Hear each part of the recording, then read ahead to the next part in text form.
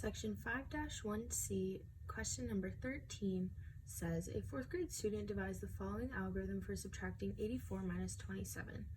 And then it asks, how should you respond as a teacher, and will this technique always work? So I wrote out the algorithm that she used right here. Her first step was to take 4 minus 7, and that gave her negative 3. So then she wrote out 84 minus 27 and then put the negative 3 underneath. Her next step was to take 80 minus 20, and that got her 60.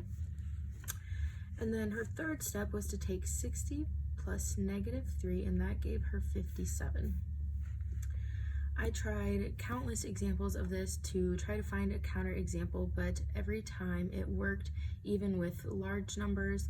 So I do believe that this technique will always work, but I don't think that it is the best technique to use. I think the best technique to use would be to show that you are borrowing.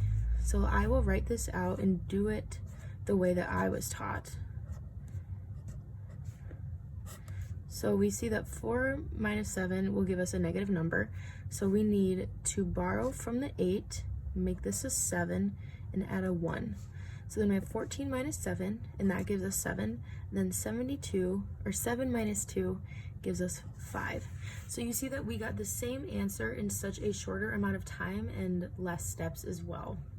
So that is a big reason why I think that she should use this technique instead of this one, just because there's so much to write out here. You could miss a step. This one is a lot more straightforward. This one over here would get a lot more complicated as the numbers got bigger. You can't do mental math really with this technique. And this one is just short, sweet, and simple. And then it also kind of sets us up for addition as well. So let's just say, let's do the same number.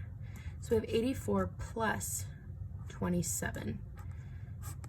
So when we have a 4 plus a 7, that gives us 11. So that gives us this. So it kind of has the same idea. So that would make doing addition and subtraction problems a lot easier, just because you're used to kind of that borrowing method. And then the next step, you would have 8 plus 2 plus 1.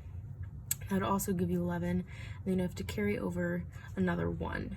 So I think that using this method would be the best, just because it also sets us up for other things, and it is a lot more straightforward, even though this method did work.